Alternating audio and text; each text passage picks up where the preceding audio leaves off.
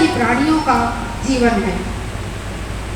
तरुण, बड़े, बच्चे और बुद्धिमान सभी मरण के वश में चले जाते हैं, सभी मरण को प्राप्त होते हैं। उन मरण के अधीन रहने वालों के परलोक जाते समय ना तो पिता अपने बेटे की रक्षा करता है और ना ही भाई बंधु अपने भाई बंधुओं की। भाई बंधुओं के देखते हुए ही, नाना प्रकार के विलाप को देखते हुए ही मरण अकेले ही प्राणियों को वध किए जाने वाली गाय की तरह ले जाता है।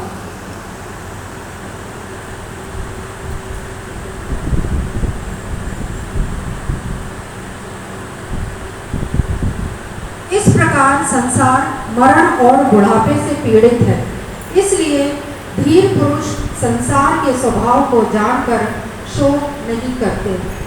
जिसके आने और जाने के मार्ग को नहीं जानते हो, जिसके आने और जाने के मार्ग को नहीं जानते हो, दोनों अंतों को ना देखते हुए तुम व्यर्थ में विलाप कर रहे हो।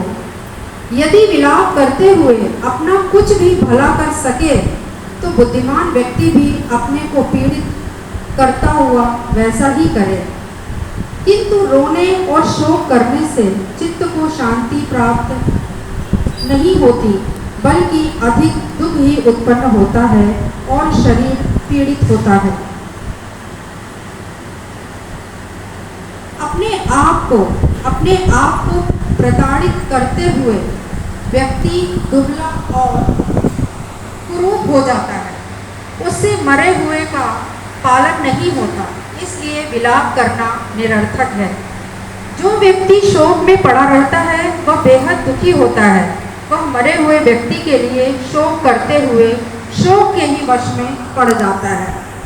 अपने कर्मानुसार अन्य भी मर जाने वाले मनुष्यों को देखो और मरण के वश में पड़कर यहाँ छटपटाते हुए जीव प्राणियों को देखो।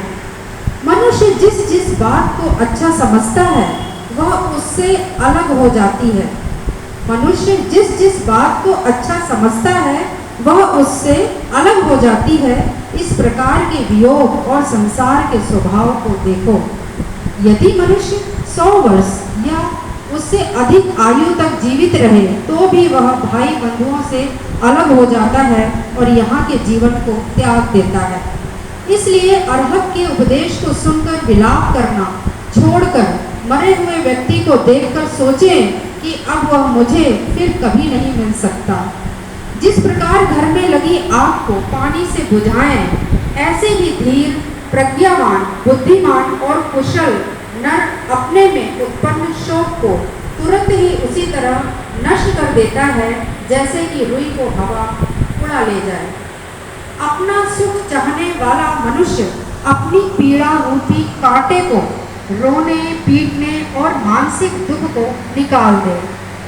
जो पीड़ा रहित है, अनासक्त है और चित्त शांति को प्राप्त है, वह सब शोक से परे हो, शोक रहित हो, शांत होता है।